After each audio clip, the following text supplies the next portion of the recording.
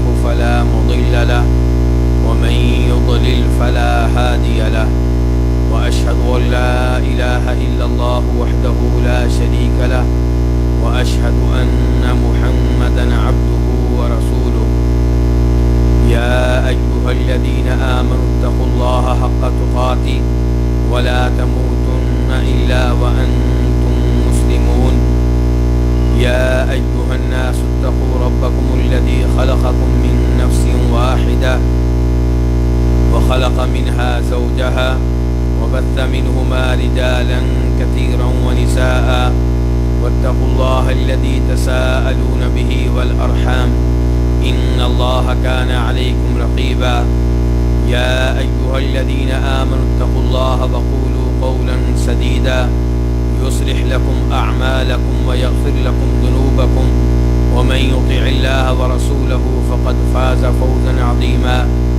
أما بعد فإن خير الحديث كتاب الله وخير الهدي هدي محمد صلى الله عليه وسلم وشر الأمور محدثاتها وكل محدثة بدعة وكل بدعة ضلالة وكل ضلالة في النار۔ ہر قسم کی حمد و ثنا اللہ رب العزت کے لیے جو ہم سب کا خالق، مالک اور رازق ہے، اور جس کی بادشاہت روز قیامت بالکل واضح اور عیاں ہو جائے گی، اور وہ اعلان کر کے کہے گا لمن الملک اليوم، کہ آج کس کی بادشاہت ہے، تو کوئی جواب نہیں دے گا، پھر اسی کی طرف سے جواب آئے گا للہ الواحد القہار، کہ آج ایک اللہ کی بادشاہت ہے اور اس بادشاہت میں کسی کا عارضی طور پہ بھی کوئی حصہ نہیں ہے۔ کثرت سے درود و سلام ہو امام الانبیاء جناب محمد رسول اللہ صلی اللہ علیہ وسلم کی ذات اقدس پہ، جنہوں نے دین اور شریعت کے معاملات واضح طور پہ بیان کر دیے، اور روز آخرت کے وہ معاملات بھی واضح طور پہ بیان کر دیے جو آپ تک پہنچائے گئے، جو آپ کو بتائے گئے۔ آپ لوگوں کے سامنے اس موضوع پہ گفتگو کرتے ہوئے بڑی خوشی ہو رہی ہے، جس کا تذکرہ محترم جناب شیخ فاروق حیدر صاحب کر چکے ہیں۔ یہاں پہ ماشاءاللہ بڑے بڑے علماء کرام موجود ہیں، محترم ڈاکٹر حبیب الرحمن صاحب، شیخ جمیل صاحب جو آپ سے بھی گفتگو کر رہے تھے، اور دیگر بھی علماء کرام۔ ان سب کی موجودگی میں آپ سے کلام کرنا آسان نہیں ہے، لیکن چونکہ دین کی باتیں پبلک تک پہنچانا ثواب کا کام ہے، اس لیے ان کی موجودگی میں بھی یہ جسارت کر رہا ہوں۔ روز آخرت، اس کا معاملہ نہایت سنگین ہے، خصوصاً میدان حشر کا معاملہ، اور آپ سب جانتے ہیں کہ میدان حشر کا معاملہ یہ ہے کہ وہاں پہ اللہ رب العزت لوگوں کو جمع کریں گے، اکٹھا کریں گے، اور حال یہ ہوگا کہ سب کے سب لوگ ننگے ہوں گے، لباس کے بغیر ہوں گے، اور ختنوں کے بغیر ہوں گے، جوتوں کے بغیر ہوں گے۔ جب یہ باتیں ام المؤمنین عائشہ رضی اللہ تعالیٰ عنہا نے سنی تو فرمانے لگیں اللہ کے رسول علیہ السلام، مرد بھی ننگے ہوں گے، عورتیں بھی ننگی ہوں گی، ایک دوسرے کو دیکھیں گے، کیا بنے گا؟ تو آپ صلی اللہ علیہ وسلم نے ارشاد فرمایا، عائشہ کی ابو بکر کی بیٹی، معاملہ اس سے کہیں زیادہ شدید ہے، یعنی کہ معاملہ اتنا شدید ہوگا کہ کسی کو اس بات کی پرواہ نہیں ہوگی کہ جو میرے سامنے ہے وہ ننگا ہے اور اس کے مخصوص اعضاء بھی نظر آ رہے ہیں، بلکہ ہر ایک کو اپنی فکر ہوگی، اپنی پڑی ہوگی۔ اس دن سورج بہت ہی قریب ہوگا، تقریباً 1 میل کے فاصلے پہ ہوگا۔ ابھی سورج ہم سے بہت دور ہے، اور جون جولائی کے مہینے میں ہم گرمی برداشت نہیں کر پاتے، اگر کسی آدمی کو سائے کے بغیر سورج کے سامنے جون جولائی کے مہینے میں کھڑا کر دیا جائے تو 1 گھنٹہ 2 گھنٹے اس گرمی کا مقابلہ کر پائے گا، اس کے بعد زمین پہ گر پڑے گا۔ اور اگر اسے مزید دھوپ میں لٹایا گیا، دھوپ میں رکھا گیا، پانی نہ دیا گیا، سایہ فراہم نہ کیا گیا تو وہ اس دنیا سے رخصت ہو جائے گا۔ یہ ہمارا دنیا میں حال ہے۔ اور اس دن جب کہ سورج 1 میل کے فاصلے پہ ہوگا تب کیا بنے گا؟ اور گرمی صرف سورج کی نہیں ہوگی، جہنم بھی قریب کر دی جائے گی۔ وَجِيءَ يَوْمَئِذٍ بِجَهَنَّمَ، اس دن جہنم کو لایا جائے گا۔ اور نبی کریم صلی اللہ علیہ وسلم ارشاد فرماتے ہیں اس حدیث میں جسے امام مسلم روایت کرتے ہیں کہ جہنم کے ساتھ 70,000 رسیاں ہوں گی، 70,000 لگامیں ہوں گی۔ کس لیے؟ جہنم کو کھینچنے کے لیے، جہنم کو لانے کے لیے۔ اور ہر رسی کے ساتھ کتنے فرشتے ہوں گے؟ جی آپ لوگوں سے جواب چاہیے، کتنے ہوں گے؟ 70,000 70,000 رسیاں اور ہر رسی کے ساتھ 70,000 فرشتے۔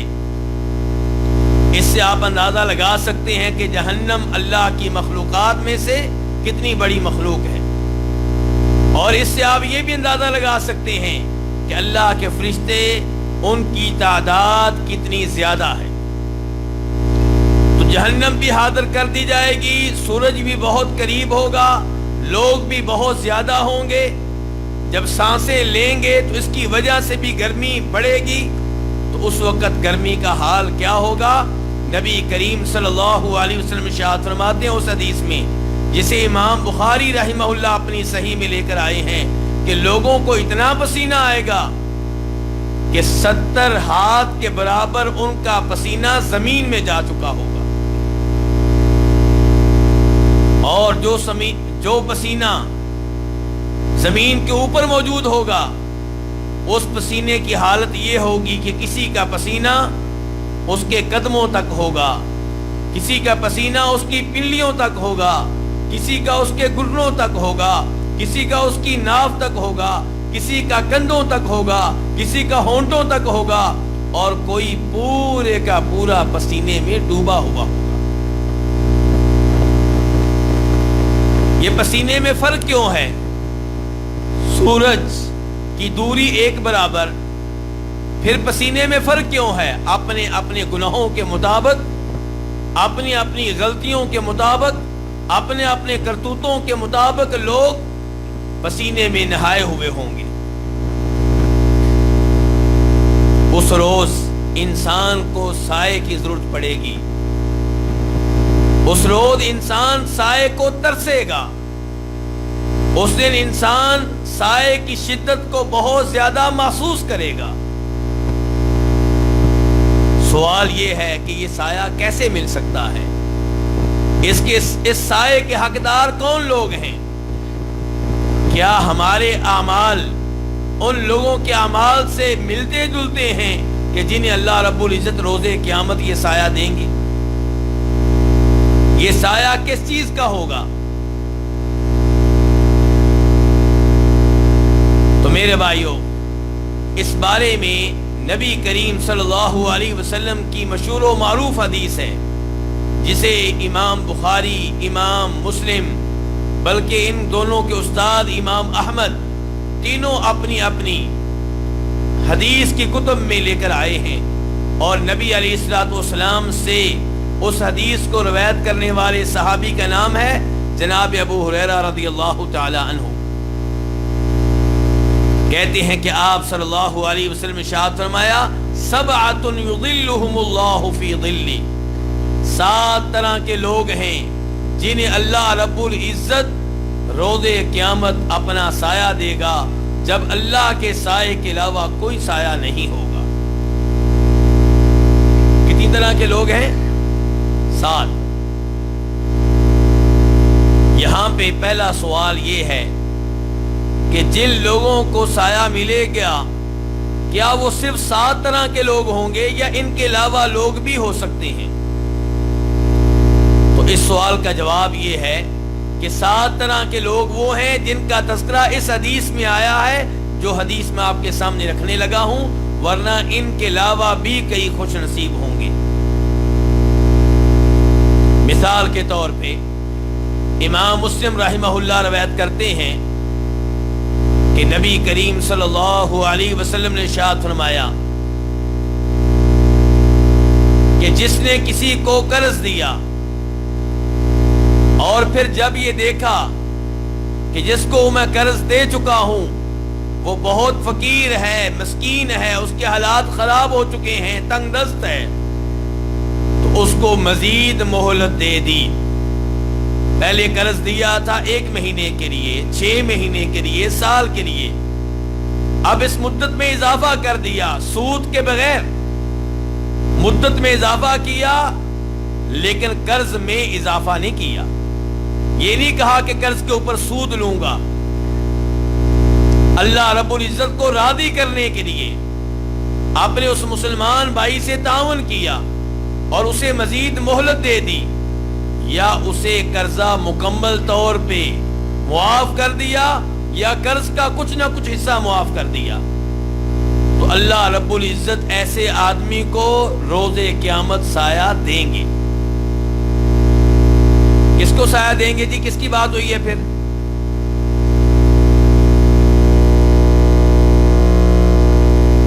آپ لوگوں کی توجہ نہیں ہے، میرے خیال میں بھائی کو دیکھ رہے ہیں۔ یہ کس کی بات ہوئی ہے ابھی؟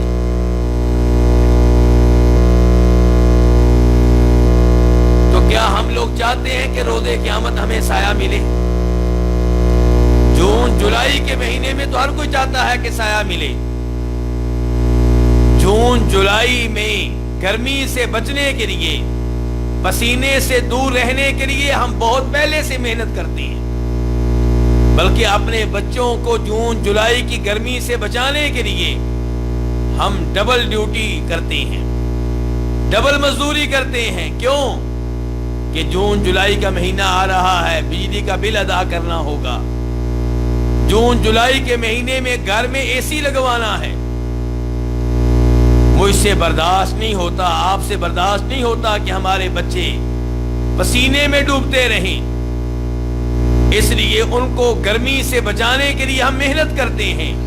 سوال یہ ہے کہ روز حشر کی گرمی سے اپنے آپ کو بچانے کے لیے، اپنے بچوں کو بچانے کے لیے ہم کیا کر رہے ہیں؟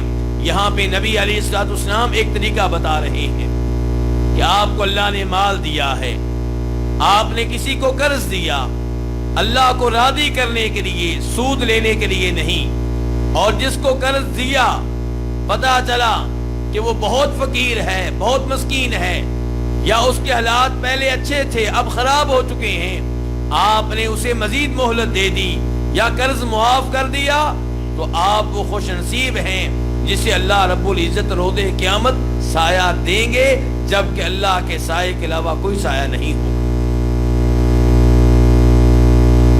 تو یہاں سے پتہ چلا کہ جن لوگوں کو روز قیامت سایہ ملے گا وہ صرف 7 طرح کے لوگ نہیں ہیں، بلکہ 7 سے زیادہ ہیں۔ پھر یہاں پہ سوال پیدا ہوگا کہ جب 7 سے زیادہ ہیں تو نبی علیہ الصلوۃ والسلام نے اس حدیث میں 7 لوگوں کا تذکرہ کیوں کیا، باقی لوگوں کا تذکرہ کیوں نہیں کیا؟ اور علماء کرام عام طور پہ ایسا کیوں کہتے ہیں کہ 7 طرح کے لوگ ہیں جنہیں اللہ تعالیٰ سایہ دے گا، جبکہ تعداد ان سے کہیں زیادہ ہے؟ تو اس سوال کا جواب یہ ہے کہ یہ بالکل وہی انداز ہے جو آپ علیہ الصلوۃ والسلام نے اس حدیث میں اختیار کیا، جس حدیث کی بنیاد پہ ہم کہتے ہیں کہ جن لوگوں کو دنیا میں جنت کی بشارت ملی وہ کتنے ہیں؟ 10۔ ان میں ام المؤمنین خدیجہ کا نام آتا ہے جی؟ تو کیا ام المؤمنین خدیجہ کو جنت کی خوشخبری نہیں ملی دنیا میں؟ ملی ہے، تو پھر 10 نہ ہوئے، زیادہ ہوئے۔ کیا جناب فاطمہ جنت کی عورتوں کی سردار نہیں ہے؟ تو اس حدیث میں تو ان کا نام بھی نہیں ہے۔ کیا کیا نبی علیہ الصلوۃ والسلام کی بیگمات میری اور آپ کی مائیں جنت میں آپ کے ساتھ نہیں ہوں گی؟ آپ کے ساتھ ہوں گی۔ تو یہ سارے لوگ جنتی ہیں۔ پھر ہم کیوں کہتے ہیں کہ 10 وہ لوگ ہیں جن کو دنیا میں جنت کی خوشخبری ملی؟ آپ علیہ الصلوۃ والسلام نے اور لوگوں کو بھی خوشخبری دی ہے، لیکن یہ 10 وہ لوگ ہیں جن کا تذکرہ آپ نے ایک ہی مجلس میں کیا، ایک ہی محفل میں کیا۔ ایسے ہی یہ 7 لوگ جن کے بارے میں آپ فرما رہے ہیں اللہ تعالیٰ انہیں روز قیامت سایہ دیں گے، جبکہ اللہ کے سائے کے علاوہ کوئی سایہ نہیں ہوگا۔ تو یہ 7 وہ لوگ ہیں جن کا تذکرہ آپ نے ایک مجلس میں کیا، ایک مقام پہ کیا، ایک جگہ کیا، ورنہ ان کے علاوہ بھی لوگ ہیں جنہیں اللہ رب العزت روز قیامت سایہ دیں گے۔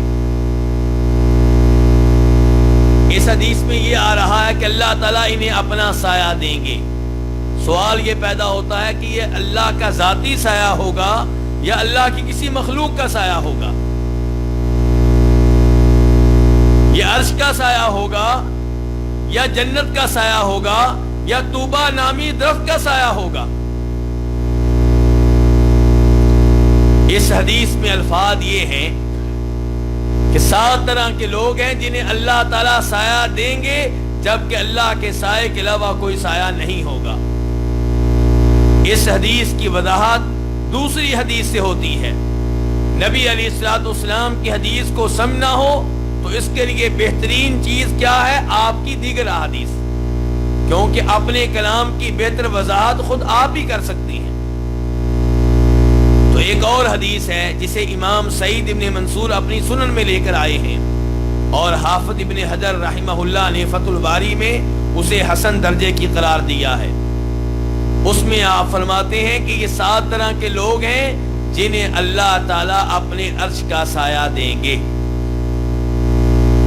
7 طرح کے لوگ، 7 طرح کے 7 نہیں ہیں، 7 طرح کے لوگ جن میں 7 طرح کی خوبیاں پائی جا رہی ہوں گی۔ اب یہ لوگ بہت زیادہ ہوں گے، اور عرش کتنا ہوگا؟ کیوں جی، اس چھت جتنا ہو جائے گا؟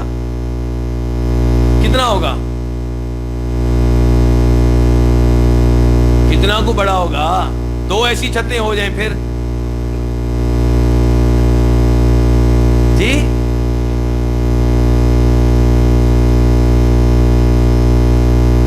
کرسی کے بارے میں جانتے ہیں؟ اللہ کی کرسی کے بارے میں وہ کتنی بڑی ہے؟ چلیے اس کے بارے میں بتا دیں، اور آیت پڑھیں، آپ سب کو یاد ہے، آیت پڑھیں۔ کیا آیت ہے؟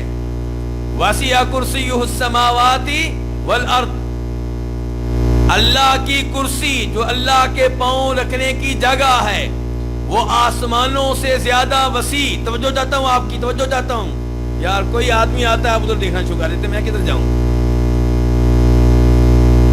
اتنے اہم مسائل بیان ہو رہے ہیں اور آپ لوگوں کو دیکھنا شروع کر دیں۔ میں آپ کو دیکھ رہا ہوتا ہوں، وہ دیکھیں، وہ بھائی اب بھی دیکھ رہے ہیں، یہ آپ کے ساتھ جو بیٹھے ہیں۔ تو وَسِعَ كُرْسِيُّهُ السَّمَاوَاتِ وَالْأَرْضِ، اللہ کے پاؤں رکھنے کی جگہ کرسی کتنی بڑی ہے جی؟ آسمانوں سے زیادہ وسیع، زمین سے زیادہ وسیع۔ سعودیہ سے بڑی ہوگی کہ چھوٹی؟ سعودیہ کتنا بڑا ملک ہے؟ آپ تصور کریں نا، ذرا تصور کریں۔ سعودیہ مسلمان ممالک میں رقبے کے لحاظ سے سب سے بڑا ملک ہے، اور اللہ کی وہ کرسی جو اللہ کے پاؤں رکھنے کی جگہ ہے وہ سعودیہ سے بڑی، پاکستان سے بڑی، انڈیا سے بڑی، بلکہ پوری زمین سے زیادہ وسیع، آسمانوں سے زیادہ وسیع۔ اور یہ کرسی جو آسمانوں سے زیادہ وسیع ہے، زمین سے زیادہ وسیع ہے، اللہ کے عرش کے سامنے کوئی حیثیت نہیں رکھتی۔ اللہ کا عرش اتنی بڑی مخلوق ہے، اسی لیے تو اللہ تعالیٰ جگہ جگہ اپنا تعارف کراتے ہیں کہ میں عرش کا رب ہوں۔ اللہ تعالیٰ کیا کہتے ہیں؟ رب العرش الکریم، رب العرش العظیم، کہ میں وہ اللہ ہوں جو کہ عرش کا رب ہے۔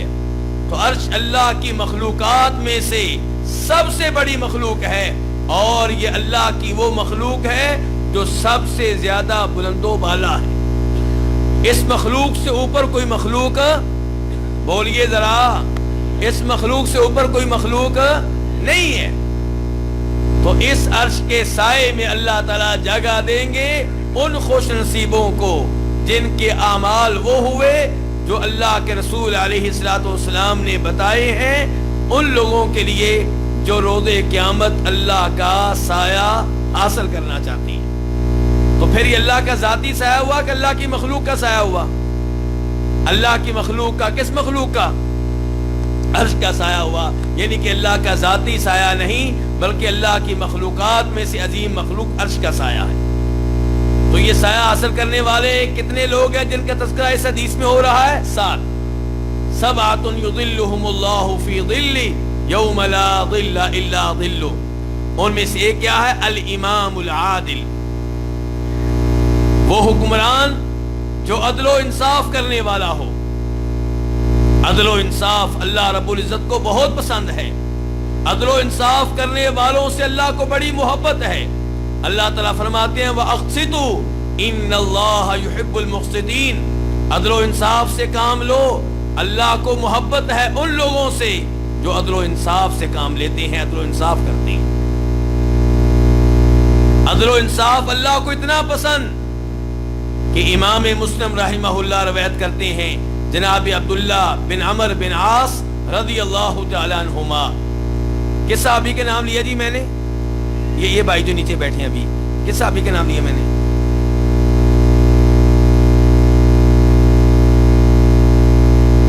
ہاں جی، آپ لوگ تو لگتا ہے کہیں اور گئے ہوئے ہیں، میں اکیلا ہی لگا ہوں. عبداللہ بن عمر بن عاص. اب تو بولے کیا نام لیا میں نے؟ عبداللہ بن عمر بن عاص. اس سے روایت کر رہے ہیں امام مسلم کہ نبی کریم صلی اللہ علیہ وسلم نے ارشاد فرمایا ان المقسطین عند اللہ علی منابر من نور عن یمین الرحمن وکلتا یدیہ یمین الذین یعدلون فی حکمہم واہلہم وما ولو. کہ عدل و انصاف کرنے والے روز قیامت اللہ کی دائیں جانب ہوں گے، نور کے سٹیج پہ بیٹھے ہوئے ہوں گے. یا اللہ یہ کون لوگ ہیں جو عدل و انصاف کرنے والے ہیں؟ نبی کریم صلی اللہ علیہ وسلم نے ارشاد فرمایا یہ وہ لوگ ہیں جنہیں حکمرانی دی جائے تو وہ عدل و انصاف سے کام لیتے ہیں. وزیر اعظم بنا دیا جائے، عدل و انصاف سے کام لیتے ہیں. کسی صوبے کا وزیر اعلیٰ بنا دیا جائے، عدل و انصاف سے کام لیتے ہیں. کسی شہر کا بڑا حکمران بنا دیا جائے، عدل و انصاف سے کام لیتے ہیں. کسی گاؤں کا چودھری بنا دیا جائے، چیئرمین بنا دیا جائے، عدل و انصاف سے کام لیتے ہیں. کسی سرکاری ادارے کا ڈائریکٹر مقرر کر دیا جائے، عدل و انصاف سے کام لیتے ہیں. جج بنا دیا جائے، عدل و انصاف سے کام لیتے ہیں. کہیں ثالث بنا دیا جائے، عدل و انصاف سے کام لیتے ہیں. الذین یعدلون فی حکمہم واہلہم. اور ایسے ہی وہ لوگ عدل و انصاف کرنے والے ہیں جو اپنے گھر والوں کے معاملے میں عدل و انصاف سے کام لیتے ہیں. بیویاں 2 ہوں تو کیا کرتے ہیں؟ عدل و انصاف کرتے ہیں. 2 بیویوں والے کتنے در ہاتھ کھڑا کریں؟ ڈرے نہیں، ڈرے نہیں، یہ اعزاز کی بات ہے. ماشاءاللہ، بس ایک ہی مجاہد ہے. 2 بس 3. دیکھ لیں آج مردوں کو کیا ہو گیا ہے.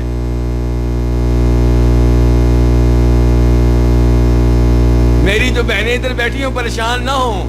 دوسری شادی کرنا اس میں فائدہ کس کا؟ مردوں کا کہ عورتوں کا؟ عورتوں کا فائدہ ہے کیونکہ عورتوں کی آبادی زیادہ ہے، مردوں کی آبادی کم ہے. اگر مرد دوسری شادی نہیں کریں گے تو وہ عورتیں کہاں جائیں گی جن کی شادی نہیں ہو رہی؟ تو بہرحال اس کا مطلب یہ نہیں ہے کہ جو مرد یہاں پہ بیٹھے ہوئے ہیں وہ بھی شادی دوسری کریں. وہ نہ سوچیں بھائی وہ میری ان بہنوں کے اوپر مسئلہ نہ بن جائے. تو بہرحال یہاں پہ اللہ کے رسول یہ فرما رہے ہیں کہ عدل و انصاف کرنے والے وہ ہیں جو اپنی حکومت میں بھی عدل و انصاف سے کام لیتے ہیں، اپنی بیویوں کے معاملے میں بھی عدل و انصاف سے کام لیتے ہیں. 2 بیویاں ہیں تو ایک جیسا لباس، ایک جیسے کپڑے، ایک جیسا خرچہ، ایک جیسا گفٹ، ایک جیسا ہدیہ، ایک جیسی رہائش، الا یہ کہ کسی بیوی کے بچے زیادہ ہوں تو بچوں کی بنیاد پہ فرق ہوگا، بیوی کی بنیاد پہ فرق نہیں ہوگا۔ اور ایسے ہی اپنے بیٹوں میں، اپنی بیٹیوں میں عدل و انصاف کرنا ضروری ہے میرے بھائیوں۔ 4 بیٹے ہیں، باپ کا ماں کا سلوک سب سے ایک جیسا ہونا چاہیے، سب کو ایک جیسا گفٹ دیں، سب کو ایک جیسا عطیہ دیں۔ زمین دی ہے ایک کو تو دوسرے کو بھی دیں، پلاٹ ایک کو دیا ہے دوسرے کو بھی دیں، گاڑی ایک کو دی ہے تو دوسرے کو بھی دیں۔ البتہ ضروریات کی بنیاد پہ فرق ہو سکتا ہے، گفٹ کے معاملے میں کوئی فرق نہیں ہوگا۔ ایک بیٹا بیمار رہتا ہے تو اس کی بیماری کی وجہ سے اس کے خرچے میں اضافہ ہو سکتا ہے، لیکن گفٹ دینے کے معاملے میں، عطیہ دینے کے معاملے میں کوئی فرق نہیں ہوگا، سب کو ایک جیسا گفٹ دیا جائے گا۔ وراثت کے معاملے میں بہت سے والد ڈنڈی مارنے کی کوشش کرتے ہیں، یہ درست نہیں ہے۔ جی یہ بیٹا میرا بہت خیال رکھتا ہے، خیال رکھتا ہوگا، اللہ سے اجر و ثواب لے گا۔ نہیں جی اس نے مجھے بڑا ٹائم دیا آخری دنوں میں، یہ اس کی میری وجہ سے اس کی جاب چھوٹ گئی تھی، میری وجہ سے اس کا کاروبار تباہ ہو گیا تھا، تو یہاں پہ والد کیا کرے، اس بیٹے کو زندگی میں ہی اتنا معاوضہ دے جتنی وہ خدمت کرتا ہے، کوئی مسئلہ نہیں۔ لیکن یہ کہنا کہ اس نے میری 1 سال خدمت کی، 2 سال خدمت کی، اس لیے 1 پلاٹ اس کے نام، 2 پلاٹ اس کے نام، ایسا نہیں ہوگا۔ جتنا وہ آپ کو وقت دیتا رہا اتنی مزدوری آپ اس کو دے سکتے ہیں اگر آپ دینا چاہیں تو، ورنہ اس کے علاوہ کیا ہوگا، عدل و انصاف ہوگا۔ اور بیٹی اور بیٹے میں بھی فرق کرنے کی اجازت، اور سعودیہ میں آپ ابھی جانے والے ہیں، ابھی آپ نے موبائل لینے ہیں اپنے بچوں کے لیے، اور ابھی آپ نے کیا لینے ہیں اور کیا لینا ہے بچوں کے لیے، بہرحال جو بھی لیتے ہیں عدل و انصاف کرنا ہوگا۔ بیٹی اور بیٹے میں فرق کرنے کی اجازت نہیں ہے۔ اس کے بعد آپ نے فرمایا بلکہ عدل و انصاف کرنے والے وہ ہیں جنہیں جو بھی ڈیوٹی دی جائے، جہاں پہ بھی انہیں ذمہ داری دی جائے وہاں عدل و انصاف سے کام لیں۔ آپ ایک سکول کے کیا ہیں، پرنسپل ہیں، آپ ایک کالج کے سربراہ ہیں، تمام سٹاف میں آپ عدل و انصاف سے کام لیں گے۔ آپ ایک کلاس میں ٹیچر ہیں، اس کلاس میں پڑھنے والے تمام بچوں سے آپ کا سلوک ایک جیسا ہونا چاہیے، سوال کرنے کے لحاظ سے، حوصلہ افزائی کرنے کے لحاظ سے، نمبر دینے کے لحاظ سے، سب سے آپ کا سلوک ایک جیسا ہونا چاہیے۔ یہ ہے عدل و انصاف۔ اور خصوصاً حکمران، اس حدیث میں تذکرہ حکمران کا ہو رہا ہے، الامام العادل، اس سے مراد پہلے نمبر پہ بڑا حکمران ہے، اور علماء کرام نے لکھا ایسے ہی وہ حکمران جو صوبے کے ہیں یا شہر کے ہیں وہ بھی اس حدیث کے اور ان الفاظ کے عموم میں داخل ہیں۔ اللہ رب العزت نے جناب داؤد علیہ السلام کو مخاطب کر کے کہا ہے، یا داؤد انا جعلناک خلیفۃ فی الارض فاحکم بین الناس بالحق، اے داؤد ہم نے آپ کو خلافت دی ہے، بادشاہت دی ہے، حکمران بنایا ہے، آپ نے لوگوں کے مابین حکومت کیسے کرنی ہے، فیصلے کیسے کرنے ہیں، حق کے ساتھ، شریعت کے مطابق، اللہ رب العزت کے نازل کردہ قانون کے مطابق، اور اس معاملے میں اپنی ذاتی خواہش کی پیروی نہیں کرنی۔ اور نبی کریم صلی اللہ علیہ وسلم وارننگ دیتے ہوئے نظر آتے ہیں اس حکمران کو جو عدل و انصاف سے کام نہیں لیتا، جو دوران حکمرانی خیانت کرتا ہے، وہ کوئی جج ہو یا کوئی بڑا حکمران ہو۔ نبی علیہ الصلوۃ والسلام نے وارننگ دی ہے کہ جس کو بھی اللہ نے چند لوگوں کے اوپر ذمہ دار بنا دیا، ما من عبد یسترعیہ اللہ رعیۃ یموت یوم یموت وہو غاش لرعیتہ الا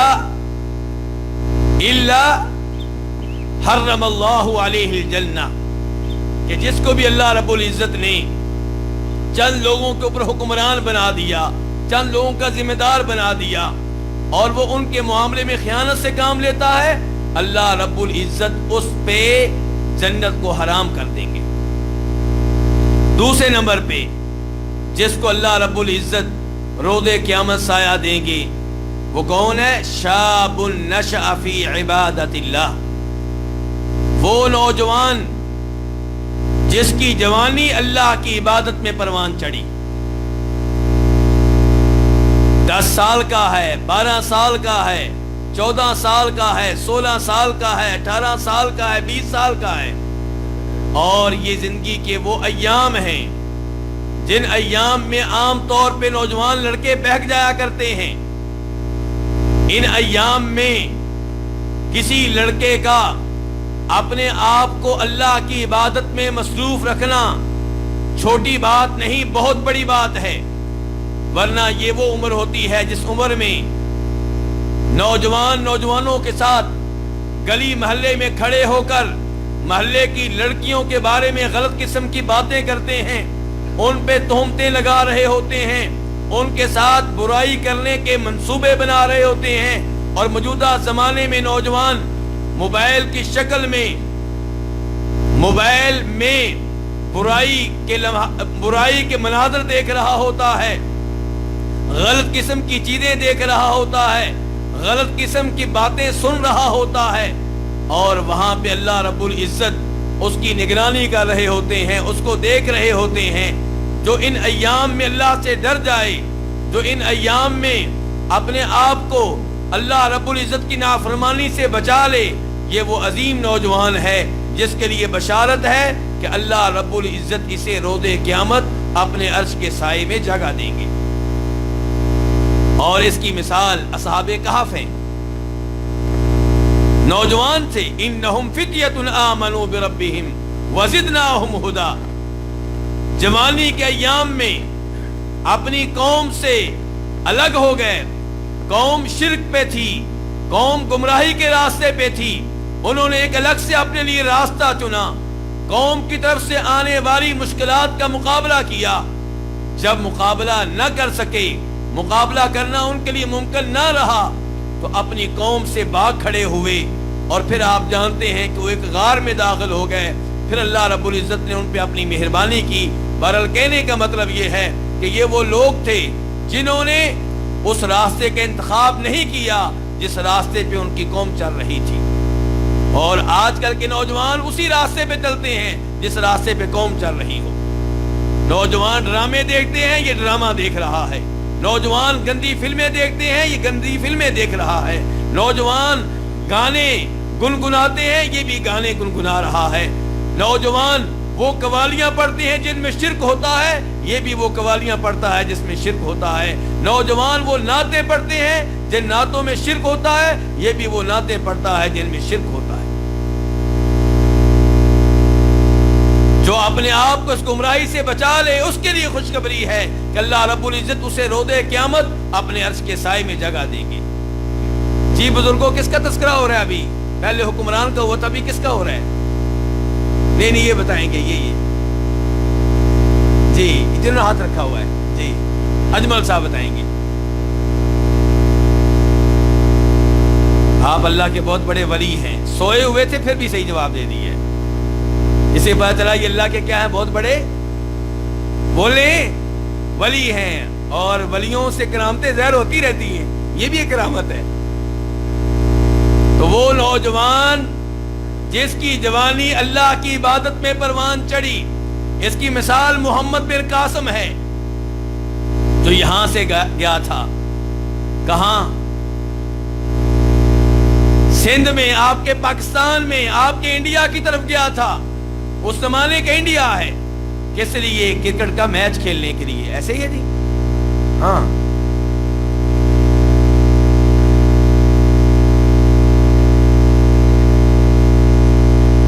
آج ہماری قوم فخر کرتی ہے کہ ہمارا 17 سال کا نوجوان کرکٹر بن گیا، بولر بن گیا، بیٹسمین بن گیا۔ کس علاقے کا؟ ہمارے خیبر پختونخوا کا، ہمارے پنجاب کا، ہمارے سندھ کا۔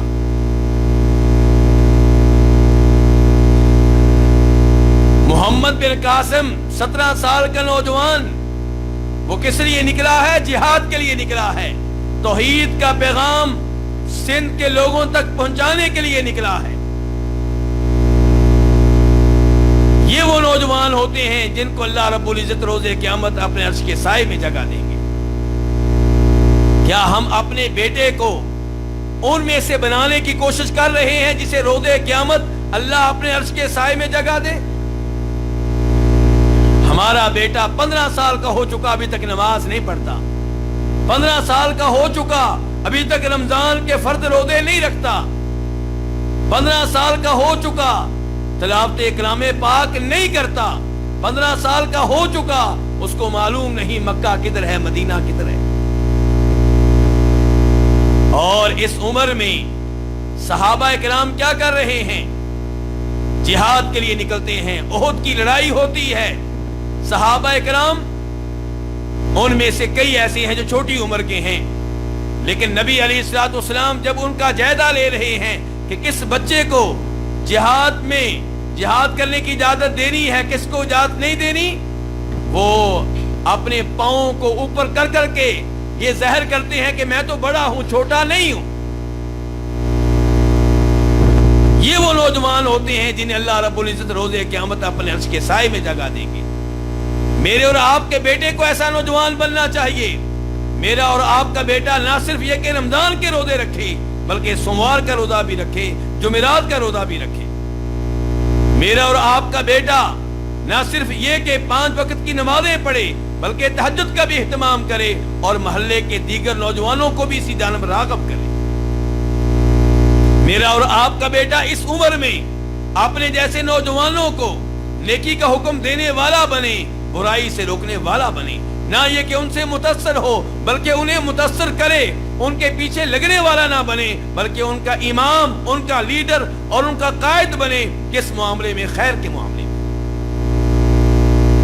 شاب نشأ فی عبادت اللہ، دوسرے نمبر پہ جس کو اللہ کے عرش کے سائے میں جگہ ملے گی وہ کون ہے پھر؟ وہ نوجوان جس کی جوانی اللہ کی عبادت میں گزری، اور ایک روایت میں آتا ہے حتیٰ توفی علی ذالک، حتیٰ کہ اسی حالت میں وہ اپنے رب سے جا ملا۔ تیسرے نمبر پہ وَرَجُلٌ قَلْبُهُ مُعَلَّقٌ بِالْمَسَاجِدِ، وہ آدمی جس کا دل کس کے ساتھ لگا ہوا ہے؟ مساجد کے ساتھ لگا ہوا ہے، مساجد سے اسے محبت ہے، اس کا دل چاہتا ہے کہ میرا سارا دن کہاں گزرے؟ مسجد میں گزرے۔ کبھی مسجد میں جا رہا ہے نماز پڑھنے کے لیے، کبھی مسجد میں جا رہا ہے تلاوت کرنے کے لیے، کبھی اس کا دل چاہتا ہے مسجد میں اعتکاف بیٹھ جاؤں، کبھی اس کا دل چاہتا ہے کہ مسجد میں درس حدیث ہو رہا ہو، میں سنتا رہوں، قرآن کے ترجمے کی کلاس لگی ہوئی ہو اور میں وہاں پہ بیٹھنے والا بنوں۔ یہ وہ نوجوان ہے، یہ وہ آدمی ہے، اذان سنتا ہے اسے سکون ملتا ہے، اسے راحت ملتی ہے کہ اب مسجد میں جانے کا موقع ملے گا، پہلے والد صاحب اجازت نہیں دے رہے تھے، اب تو مجھے روک نہیں سکیں گے۔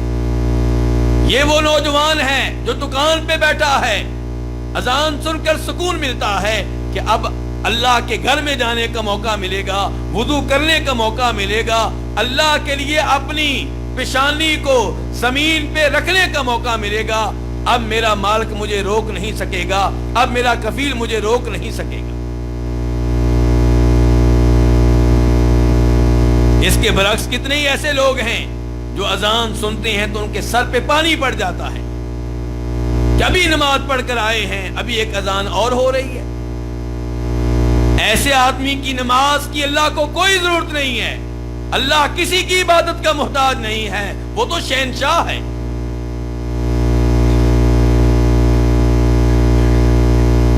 وہ ایسا شہنشاہ ہے جس کا واضح طور پہ اعلان ہے کہ اہل زمین سارے کے سارے، پہلے انسان سے لے کر آخری انسان تک، سارے کے سارے اس بات پہ اتفاق کر لیں کہ ہم نے اللہ کی اطاعت کرنی ہے، اللہ کی عبادت کرنی ہے، اللہ کی ہر بات کو ماننا ہے، اس سے اللہ کی بادشاہی میں کوئی اضافہ نہیں ہوگا۔ اور سارے کے سارے اس بات پہ اتفاق کر لیں کہ ہم نے اللہ کی کوئی بات نہیں ماننی، اللہ کی شریعت پہ نہیں چلنا، اللہ کے ہر حکم کی خلاف ورزی کرنی ہے، اس سے بھی اللہ کی بادشاہی پہ کوئی فرق نہیں پڑے گا۔ ہم اللہ کے محتاج ہیں، اللہ ہمارا محتاج نہیں ہے۔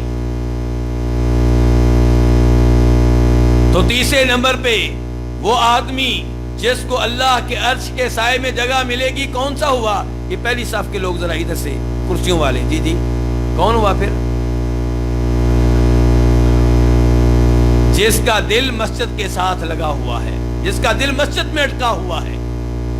اس سے پتا چلا کہ مساجد بڑی عظیم چیزیں ہیں، مساجد بڑی افضل، مسجد بڑا افضل مقام ہے۔ اس سے پتا چلا کہ مسجد بنانی چاہیے، اس سے پتا چلا مسجد کا اہتمام کرنا چاہیے، اس سے پتا چلا مسجد کو آباد کرنا چاہیے، اس سے پتا چلا مسجد کے لیے ٹینشن لینی چاہیے، مسجد کی اذان کی فکر کریں، مسجد کے بجلی کے بل کی فکر کریں، کون ادا کرے گا؟ آج مؤذن نہیں اذان کون دے گا؟ آج امام صاحب نہیں نماز کون پڑھائے گا؟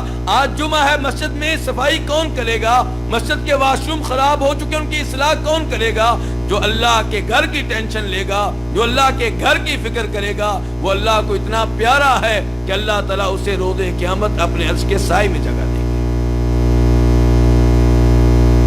سعودیہ کی مساجد، ان کی صفائی کرنے والے موجود ہیں، یہاں پہ بجلی کا بل ادا کرنے والے موجود ہیں، لیکن آپ کے گاؤں کی مسجد پاکستان میں، انڈیا میں، آپ کے محلے کی مسجد پاکستان اور انڈیا میں، آپ ماشاءاللہ سعودیہ میں رہتے ہیں، بہرحال آپ ریال لیتے ہیں، آپ کی سیلری میں کیا کوئی ایک ریال مسجد کے لیے ہے؟ کیا کبھی آپ نے اپنے گاؤں کی مسجد کے امام صاحب کے بارے میں سوچا کہ ان کی تنخواہ صرف 8,000 روپیہ ہے، 10,000 روپیہ ہے، میں بہت زیادہ تنخواہ لیتا ہوں، کیوں نہ ہر مہینے 1,000 روپیہ میں ان کو دے دیا کروں، 2,000 ان کو دے دیا کروں، کہیں ایسا نہ ہو کہ کل وہ مسجد چھوڑنے پہ مجبور ہو جائیں۔ گاؤں کی مسجد میں اے سی نہیں ہے، اے سی کا بندوبست کر دوں، جون جولائی کے مہینے میں اے سی چلایا جائے، آپ چلائیں، بجلی کا بل میں ادا کر دوں گا۔ اللہ کی مساجد کے ساتھ اپنا تعلق بڑھائیں۔ اللہ تعالیٰ فرماتے ہیں قرآن حکیم میں، انما یعمر مساجد اللہ من آمن باللہ والیوم الآخر واقام الصلاة وآت الزکاة ولم یخش الا اللہ فعسى اولئک ان یکونوا من المہتدین، کہ اللہ کے مسجدوں کو آباد کرنے والے کون ہوتے ہیں؟ جن کا اللہ پہ ایمان ہوتا ہے، جن کا آخرت پہ ایمان ہوتا ہے، جو نماز قائم کرنے والے ہوتے ہیں، جو زکوٰۃ ادا کرنے والے ہوتے ہیں، جو اللہ کے علاوہ کسی اور سے ڈرنے والے نہیں ہوتے، اور یہی لوگ ہدایت کے اوپر ہوتے ہیں۔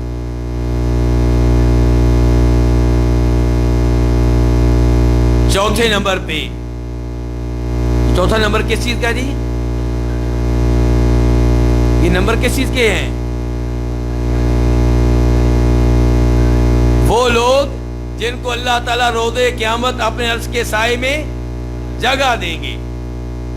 تو چوتھے نمبر پہ کون ہے؟ رجلان تحابا فی اللہ اجتمعا علیہ وتفرقا علیہ، دو آدمی ہیں جو اللہ کی وجہ سے ایک دوسرے سے محبت کرتے ہیں، اسی محبت کی بنیاد پہ اکٹھے ہوتے ہیں، اور اسی محبت کی موجودگی میں الگ ہوتے ہیں۔ اللہ اکبر۔ محبت اس لیے نہیں کہ یہ بڑا مالدار ہے، محبت اس لیے نہیں کہ بہت بڑے عہدے پہ فائز ہے، محبت اس لیے نہیں کہ میرے ملک پاکستان سے ہے، محبت اس لیے نہیں کہ میرے ملک انڈیا سے ہے، محبت اس لیے نہیں کہ میری طرح یہ بھی پٹھان ہے، محبت اس لیے نہیں کہ یہ بھی میری طرح پنجابی ہے، محبت اس لیے نہیں کہ یہ بھی میری طرح سندھی ہے، محبت اس لیے کہ یہ قرآن کا حافظ ہے، یہ قرآن کا قاری ہے، یہ دین کا عالم ہے، یہ توحید بیان کرنے والا ہے، یہ تہجد قائم کرنے والا ہے، یہ حلال و حرام کے درمیان فرق کرنے والا ہے، یہ زنا، بدکاری، فلموں سے، ڈراموں سے دور رہتا ہے، یہ ہر وقت تلاوت کرتا رہتا ہے، یہ اللہ کا ذکر کرتا رہتا ہے، یہ لوگوں کو نیکی کی دعوت دیتا رہتا ہے۔ اس بنیاد پہ آپ کو کسی سے محبت ہو اور وہ آپ سے محبت کرے، یہ وہ نوجوان ہیں جن کو اللہ تعالیٰ روز قیامت اپنے عرش کے سائے میں جگہ دیں گے۔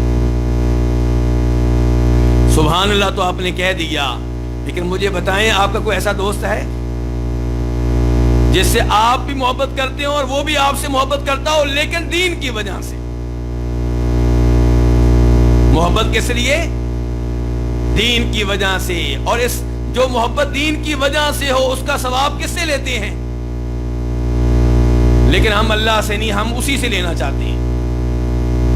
ہم کس سے لینا چاہتے ہیں؟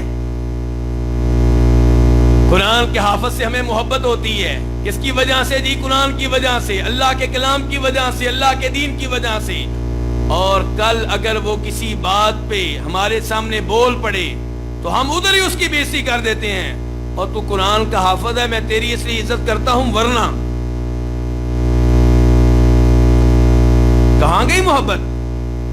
اگر محبت اللہ کے لیے ہوتی تو آپ دل میں اللہ سے کہتے کہ یا اللہ اس نے میرے ساتھ اچھا سلوک نہیں کیا، لیکن گواہ رہنا تیری وجہ سے برداشت کر رہا ہوں، میں تیری وجہ سے اس سے محبت کرتا ہوں۔ دو آدمی آپس میں محبت کرنے والے ہوں کس کی وجہ سے؟ بولیے ذرا۔ اللہ کی وجہ سے مل کے پروگرام بناتے ہوں کہ میرا بھی گاؤں وہی ہے جو آپ کا ہے، اور ہمارے گاؤں میں مسجد نہیں ہے، ہم دونوں نے تحریک چلانی ہے، تھوڑا تھوڑا حصہ ڈالیں گے، لوگوں سے بھی پیسے لیں گے، مسجد بنا کر رہنا ہے ہم نے۔ دونوں آپس میں جمع ہوتے ہیں کس لیے؟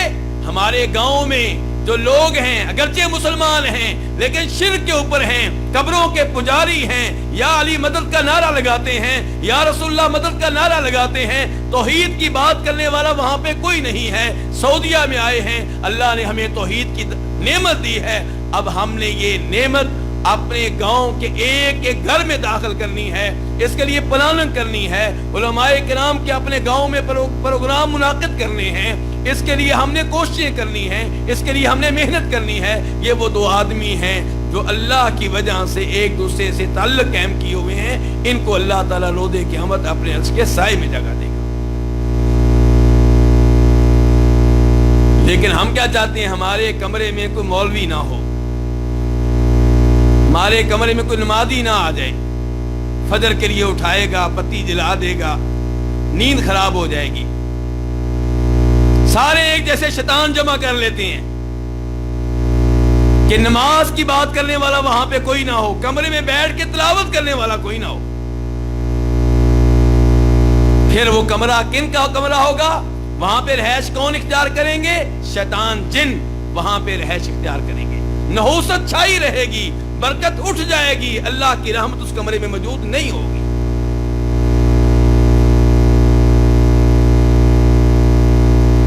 اگر آپ دین سے محبت کرتے ہیں، اگر آپ کو نماز سے محبت ہے، اگر آپ کو قرآن سے محبت ہے، آپ کی کوشش ہونی چاہیے کہ ہمارے کمرے میں ایسے لڑکے ہوں جو نماز پڑھنے والے ہوں، نماز سے محبت کرنے والے ہوں، نماز کے لیے اٹھنے والے ہوں، نماز کے لیے اٹھانے والے ہوں۔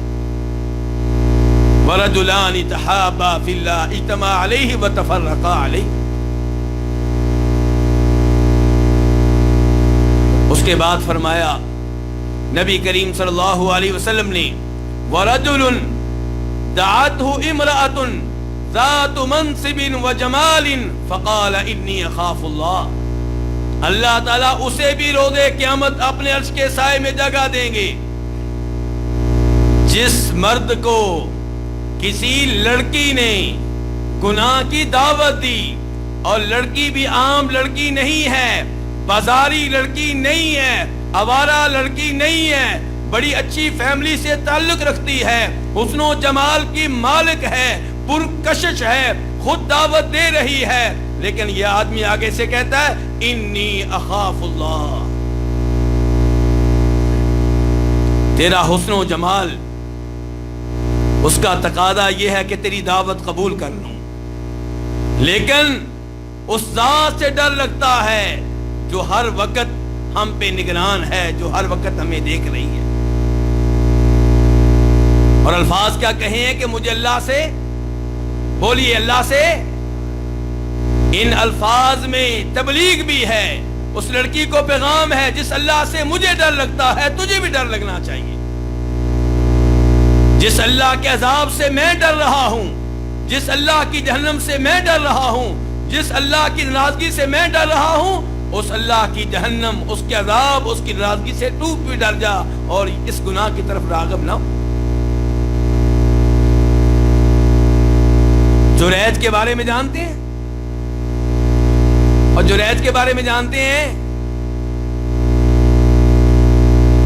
جریج کے بارے میں ہم نہیں جانتے، ہم جانتے ہیں ان کنجروں کے بارے میں، اداکاروں کے بارے میں جو ہمارے معاشرے میں بے حیائی پھیلا رہے ہیں، جو ڈانس کے ماہر ہیں، جو رقص کے ماہر ہیں، جو ایسے جملے بولتے ہیں جو قرآن و حدیث کے خلاف ہوتے ہیں، جو اللہ کے رسول کی تعلیمات کے خلاف ہوتے ہیں صلی اللہ علیہ وسلم۔ جریج آج کیا تاریخ ہے جی؟ 13، اور کل کیا تاریخ ہوگی؟ 14۔ بڑا خاص دن ہے۔ کون سا دن ہے؟ وہ موبائل والے بھائی سے پوچھیں کون سا دن ہے؟ کون سا دن ہے جی؟ جی شاید اسی بارے میں پڑھ رہے ہو آپ، کیا بتایا گیا کون سا دن ہے یہ؟ اور نام تو لیں، نام بھی بڑا مشکل ہے اس دن کا۔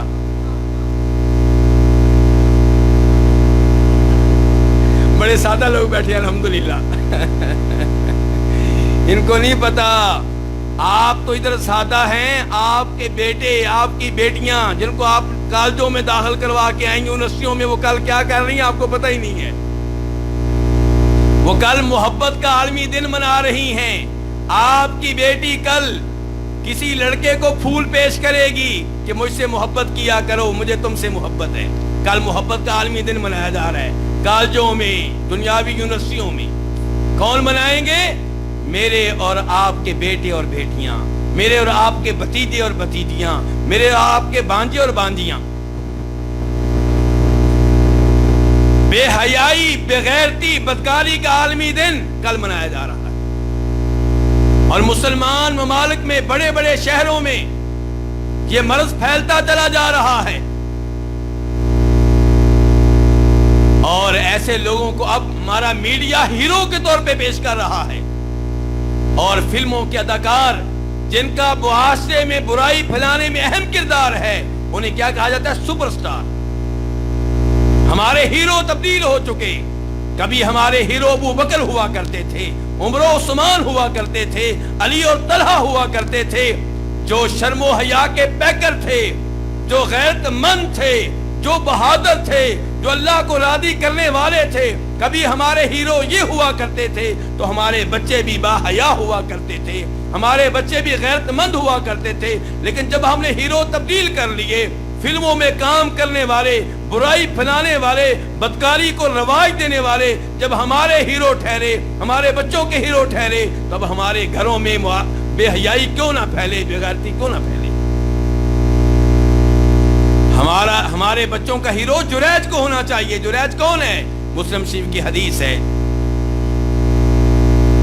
بنی اسرائیل کے ایک نوجوان، بہت ہی نیک، متقی، پرہیزگار، ہر وقت اللہ کے گھر میں اللہ کی عبادت میں مصروف و مشغول۔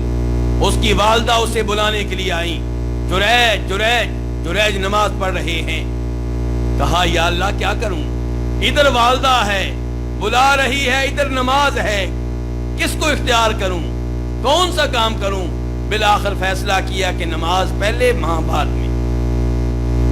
ماں مایوس ہو کر واپس چلی گئی۔ پھر ماں آئی، جریج جریج جریج دوبارہ کیا کر رہے ہیں؟ نماز پڑھ رہے ہیں۔ موبائل دیکھنے والے میرے بھائی، کئی بھائی مجھے نظر بھی آ رہے ہیں، تو جریج کیا کر رہے ہیں؟ نماز پڑھ رہے ہیں۔ ماں آوازیں دے کر مایوس ہو کر پھر چلی گئی۔ تیسری بار پھر آئی، پھر جریج نماز میں مصروف و مشغول ہیں، اور ماں پکارتی رہی، جریج جواب نہیں دے سکے۔ بالآخر ماں نے بددعا دی۔ بددعا کیا دی؟ کہ اللہ تجھے اس وقت تک موت نہ دے جب تک کہ تو بدکار عورتوں کا چہرہ نہ دیکھ لے۔ یہ بددعا کس بیٹے کو دی ہے؟ برے بیٹے کو کہ نیک بیٹے کو؟ پھر بھی بددعا لگی ہے کہ نہیں لگی؟ لگی ہے۔ اور میرا اور آپ کا کیا بنے گا؟ جن کو والدین پکارتے ہیں، والدین بلاتے ہیں، ملنا چاہتے ہیں، دیکھنا چاہتے ہیں، بات کرنا چاہتے ہیں، لیکن ہم مصروف ہیں کس کے ساتھ؟ موبائل کے ساتھ۔ ہم مصروف ہیں کن کے ساتھ؟ فلموں کے ساتھ۔ مصروف ہیں کس کے ساتھ؟ ڈراموں کے ساتھ۔ مصروف ہیں کس کے ساتھ؟ کرکٹ کے میچوں کے ساتھ۔ والدین کے لیے ٹائم نہیں ہے، والدین سے بات کرنے کے لیے تیار نہیں ہے۔ البتہ بیگم سے روزانہ بات چیت ہو جاتی ہے،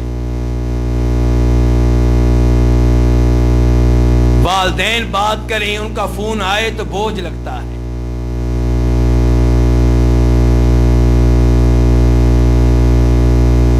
اگر ہمارے والدین نے بدعا دے دی تو کیا بنے گا؟ یہاں جریج نیک ہے، متقی ہے، پرہیزگار ہے، نمازی ہے، اس کو والدہ نے بدعا دی ہے تو بدعا لگی ہے۔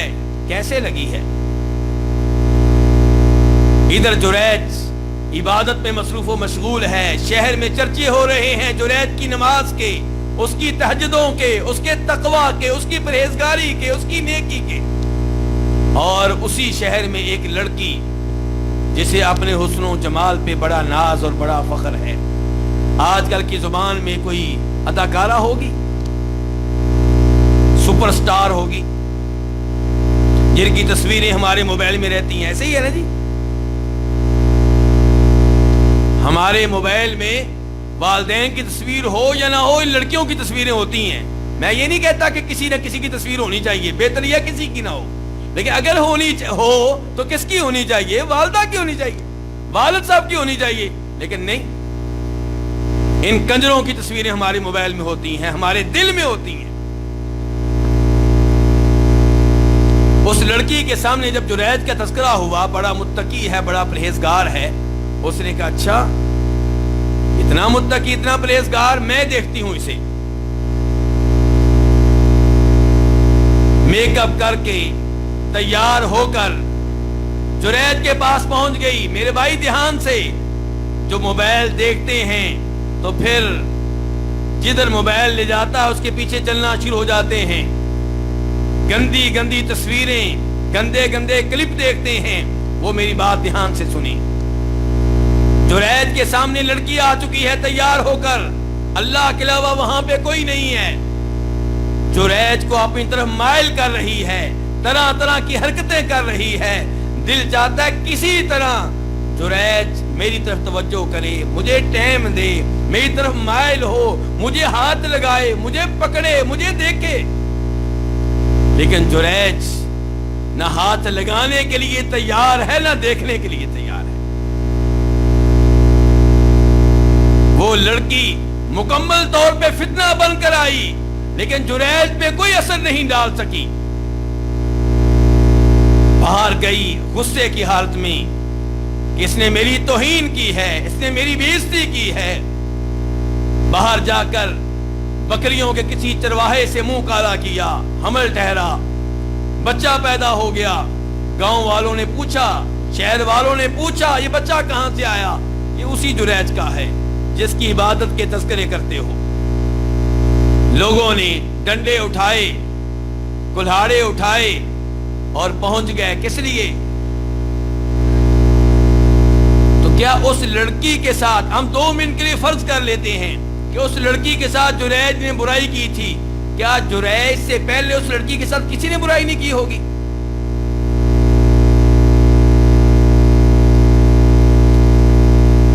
منٹ کے لیے فرض کر لیتے ہیں جریج نے کی ہے، تو کیا جریج سے پہلے اس کے ساتھ کسی نے برائی نہیں کی ہوگی؟ لیکن اب ذرا مولوی ہے نا، مولویوں کے بارے میں میڈیا خبر دے دے تو پھر ہم نہیں سوچتے کہ خبر درست ہے یا غلط ہے۔ مسجد کے خلاف، مولوی کے خلاف، قاری کے خلاف، حافظ قرآن کے خلاف کوئی ایک آدمی افواہ پھیلا دے، ہم فوراً یقین کر لیتے ہیں، لاٹھیاں لے کر اس کی مرمت کرتے ہیں، اس کا منہ کالا کرتے ہیں، جبکہ ہماری ان بچیوں کو جو بے پردہ ہو کر کالجوں میں جاتی ہیں، یونیورسٹیوں میں جاتی ہیں، پروفیسر وہاں پہ جو مردی کریں، وہاں پہ ہمیں کوئی مسئلہ نہیں ہے۔ اور اب تو راز سامنے آ رہے ہیں، اب تو میڈیا بتا رہا ہے، سکولوں کے، کالجوں کے پروفیسر، ٹیچر نمبر دینے کے لیے بچیوں کے ساتھ کیا کچھ کرتے ہیں، وہاں پہ کوئی نہیں بولتا۔ مولوی کے خلاف صرف افواہ پھیلا دی جائے تو ہم مولوی کو بدنام کرنے کے لیے، علماء کو بدنام کرنے کے لیے، مسجد کو بدنام کرنے کے لیے، مدرسہ کو بدنام کرنے کے لیے تیار بیٹھے ہیں۔ اب یہاں پہ دیکھیے جریج نے کچھ بھی نہیں کیا، لیکن لوگوں نے تحقیق، بولیے تحقیق، تو یہ جو فتنہ آج بھی موجود ہے کہ کسی قاری کے خلاف، عالم دین کے خلاف ایک آدمی بات کرتا ہے اور باقی سب لوگ پہنچ جاتے ہیں مارنے کے لیے، بدنام کرنے کے لیے، میڈیا میں خبر دینے کے لیے. نہیں سوچتے کہ ہو سکتا ہے بات کرنے والا جھوٹا ہو. نہیں، بات کرنے والا چاہے داڑھی مونڈنے والا ہو، چاہے بے نماز ہو، وہ سچا اور قاری صاحب غلط. اور یہاں پہ بھی یہی کچھ ہوا. جرید کو مارا گیا، اس کی پٹائی کی گئی، اس کے عبادت خانے کو گرا دیا گیا. جب مار مار کر تھک گئے، جرید نے پوچھا بتاؤ میرا قصور کیا ہے؟ کہا اچھا پوچھتے ہو قصور کیا ہے؟ تمہارا بچہ پیدا ہو چکا ہے، تو نے زنا کیا، بدکاری کی ہے، کدھر ہے بچہ؟ فلاں جگہ پہ ہے، مجھے وہاں پہ لے کر چلو. جرید کو لے جایا گیا اور حدیث کے الفاظ ہیں، صحیح حدیث ہے مسلم شریف کی. میرے بھائیوں مشکلات آئیں تو کیا کرنا چاہیے؟ ہاں جی، کون سی قبر پہ حاضری دینی چاہیے اور کس قبر پہ چادر چڑھانی چاہیے؟ اچھا اللہ کے پاس جانا ہے تو بزرگوں کا کیا فائدہ پھر؟ کیوں جی؟ اور یہ دربار کیوں سجے ہوئے ہیں اگر اللہ ہی سے رابطے کرنے ہیں تو؟ حدیث کے الفاظ ہیں، اس اللہ کے ولی نے وضو کیا اور نماز پڑھی، اللہ کے سامنے گر گڑایا، اللہ کی منت سے ماجت کی، اللہ سے اپنی عزت کا سوال کیا. اور اللہ رب العزت اگر صحیح طرح دعا کی جائے تو دعاؤں کو سننے والے ہیں. ہم اچھے طریقے سے دعا ہی نہیں کرتے. اللہ نے دعا سنی. نماز پڑھنے کے بعد جرید نے بچے کے پیٹ پہ ہاتھ رکھ کر پوچھا بتاؤ تمہارا باپ کون ہے؟ کہا میرا باپ بکریوں کا فلاں چرواہا ہے. اب لوگ جرید سے معافیاں مانگنے لگے، اس کے ہاتھوں کو چومنے لگے اور کہنے لگے کہ تمہارا عبادت خانہ تعمیر کریں گے اور سونے کا بنائیں گے. کہا مجھے سونے کا نہیں چاہیے، مجھے ویسا ہی چاہیے مٹی کا جیسے پہلے تھا. اس اللہ کے بندے نے کوئی انتقام نہیں لیا، کوئی بدلہ نہیں لیا. میں نے یہ واقعہ آپ کے سامنے کیوں رکھا ہے جی؟ اس کا کیا تعلق ہے میرے موضوع سے؟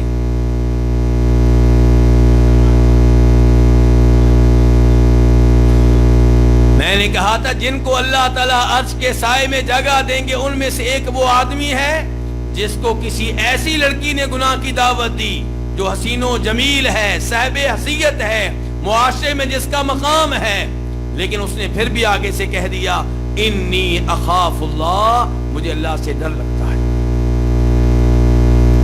میرے بھائیو یہاں پہ یہ بھی پیغام دینا چاہوں گا، اپنے بچوں کی شادی کے معاملے میں تاخیر نہ کریں. صحابہ کرام رضوان اللہ علیہم اجمعین اس معاملے میں تاخیر نہیں کرتے تھے جبکہ ان کے زمانے میں فتنے نہیں تھے. آج تو موبائل بھی ہے، سکول کالج میں آپ کی بچیاں اور بچے جا رہے ہیں اور اختلاط ہے، بے پردگی ہے، دوستیاں لگی ہوئی ہیں فیس بک کے ذریعے، واٹس ایپ کے ذریعے، ٹویٹر کے ذریعے. ان ایام میں اپنے بچے کی حفاظت کرنا آپ کی بہت بڑی ذمہ داری ہے. لوگوں کی باتوں میں نہ آئیں. لوگ مذاق اڑاتے ہیں جی 18 سال کی عمر میں شادی کر دی، 20 سال کی عمر میں شادی کر دی. یاد رکھیں اللہ نے قرآن حکیم میں بار بار وعدے کیا ہے کہ اکثر لوگ کیا ہوتے ہیں؟ فاسق و فاجر ہوتے ہیں. آپ اکثریت میں سے نہ بنیں، آپ ان چند لوگوں میں سے بنیں جو اللہ کے شکر گزار ہوتے ہیں. وَقَلِيلٌ مِّنْ عِبَادِيَ الشَّكُورُ، جن کو اللہ تعالیٰ روز قیامت اپنے عرش کے سائے میں جگہ دیں گے. ان میں سے ایک وہ آدمی ہے رَجُلٌ تَصَدَّقَ بِصَدَقَةٍ فَأَخْفَاهَا حَتَّى لَا تَعْلَمَ شِمَالُهُ مَا تُنْفِقُ يَمِينُهُ. وہ آدمی جو اللہ کی راہ میں مال خرچ کرتا ہے لیکن لوگوں سے شاباش نہیں لینا چاہتا، لوگوں سے کوئی ایوارڈ نہیں لینا چاہتا. وہ اللہ کی راہ میں مال خرچ کر کے یہ نہیں چاہتا کہ اس کی تصویریں نیوز پیپر میں آئیں، اخبارات میں آئیں. وہ نہیں چاہتا کہ کسی ٹی وی میں اس کی خبر آئے. وہ چاہتا ہے کہ اللہ اس پہ راضی ہو جائے. وہ چاہتا ہے صدقہ خیرات کے ذریعے جہنم کی آگ سے بچ جائے. وہ چاہتا ہے صدقہ خیرات کے ذریعے اسے جنت میں مل جائے، اسے جنت میں جگہ مل جائے. اس لیے اتنے خفیہ طریقے سے اللہ کی راہ میں مال دیتا ہے کہ دائیں ہاتھ سے دیتا ہے، بائیں ہاتھ کو پتہ نہیں چلنے دیتا.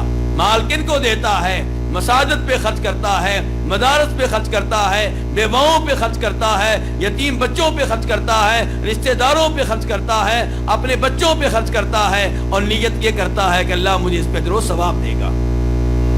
اور آخر میں میرے بھائی، وَرَجُلٌ ذَكَرَ اللَّهَ خَالِيًا فَفَاضَتْ عَيْنَاهُ، وہ آدمی جو اللہ کو یاد کر رہا ہے، تنہا بیٹھا ہے، اللہ کی نعمتوں کو یاد کر رہا ہے، میں کس گاؤں میں پیدا ہوا، آج اللہ مجھے کہاں لے آیا، میں مکہ مدینہ میں جاتا ہوں، عمرے کرتا ہوں، حج کرتا ہوں، میری زندگی اے سی میں گزر رہی ہے، میری زندگی ریالات کے ساتھ گزر رہی ہے، میرے بچے ان کا بہترین گھر ہے، بہترین سکولوں میں پڑھتے ہیں، صاف ستھرے میرے بچے ہیں، اللہ کی میرے اوپر کتنی نعمتیں ہیں، لیکن مجھ سے شکریہ ادا نہیں ہو رہا۔ یہ سوچتے سوچتے اس کی آنکھوں سے کیا ہوتا ہے؟ آنسو نکل آتے ہیں۔ اپنے گناہوں کو یاد کرتا ہے، میں نے یہ کبیرہ گناہ بھی کیا، میں نے یہ کبیرہ گناہ بھی کیا، فلاں موقع پہ بھی میں نے اللہ کی نافرمانی کی، اور فلاں موقع پہ بھی میں نے اللہ کی توہین کی۔ اپنے گناہوں کو یاد کرتے کرتے اس کی آنکھوں سے آنسو نکل آتے ہیں۔ فرمایا اس آدمی کو بھی اللہ تعالیٰ روز قیامت اپنے عرش کے سائے میں جگہ دیں گے۔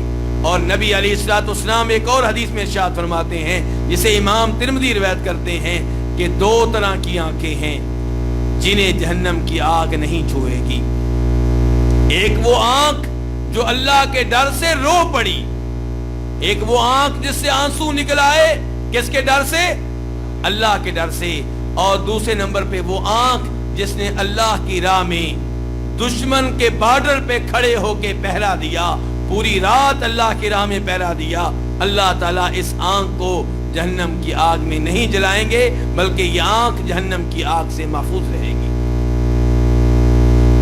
حدیث آپ نے سن لی، اس حدیث میں تذکرہ کن کا آ رہا ہے بار بار؟ وہ آدمی، وہ آدمی، وہ آدمی، وہ آدمی، وہ نوجوان، ایسے ہی ہے، کسی عورت کا نام نہیں آیا۔ میری بہنیں ادھر بیٹھی ہیں، وہ سوچ رہی ہوں گی ہمیں درس سننے کا کیا فائدہ ہوا، کیوں جی؟ اور کسی عورت کا نام آیا اس میں؟ عورت کا نام آیا بھی تو برائی کے انداز میں آیا کہ وہ عورت نے دعوت دی اور آدمی نے دعوت قبول کرنے سے انکار کر دیا۔ تو عورتوں کے لیے کیا ہے پھر؟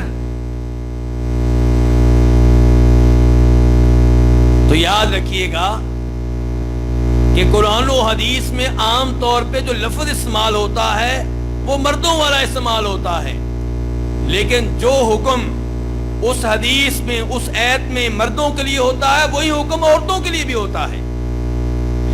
اگر کسی عورت کو کوئی نوجوان گناہ کی دعوت دے اور نوجوان خوبصورت ہو، صاحب حیثیت ہو، وہ اس کی دعوت کو قبول نہ کرے اور کہے مجھے اللہ سے ڈر لگتا ہے، اس عورت کو بھی اللہ تعالیٰ روز قیامت اپنے عرش کے سائے میں جگہ دیں گے۔ کوئی عورت تنہا بیٹھی ہے، اللہ کی نعمتوں کو یاد کر رہی ہے، اللہ کی عظمت کو یاد کر رہی ہے، اللہ کی شان کو یاد کر رہی ہے، اور پھر اللہ کو یاد کرتے کرتے اس کی آنکھوں سے آنسو نکل آتے ہیں، تو اس کے لیے بھی یہی فضیلت ہے، اسے بھی اللہ تعالیٰ روز قیامت اپنے عرش کے سائے میں جگہ دیں گے۔ کوئی عورت اللہ کی راہ میں مال خرچ کرتی ہے اور ریاکاری سے بچتی ہے، دائیں ہاتھ سے اللہ کی راہ میں خرچ کرتی ہے، بائیں ہاتھ کو پتہ نہیں چلنے دیتی، اس عورت کو بھی اللہ تعالیٰ روز قیامت اپنے عرش کے سائے میں جگہ دیں گے۔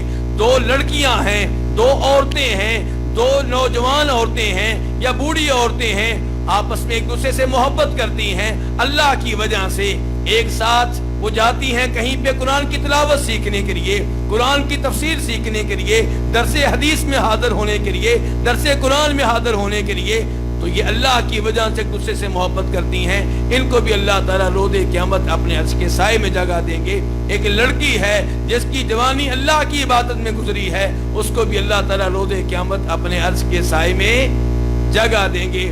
اور اگر کوئی عورت حکمران ہے اور عدل و انصاف سے کام لیتی ہے، پھر لَن يُفْلِحَ قَوْمٌ وَلَّوْا أَمْرَهُمْ امْرَأَةً، عورت کو حکمران بننے کی اجازت نہیں ہے۔ اس کے باوجود علماء کرام نے لکھا ہے کہ عورت اپنے گھر میں اپنے بچوں کی حکمران ہے، اگر ان کے مابین عدل و انصاف سے کام لیتی ہے، سب اپنے بچوں کو ایک آنکھ سے دیکھتی ہے، کسی کو دوسرے پہ بلا وجہ ترجیح نہیں دیتی، تو امید ہے کہ اللہ رب العزت اس وجہ سے روز قیامت اسے اپنے عرش کے سائے میں جگہ دیں گے۔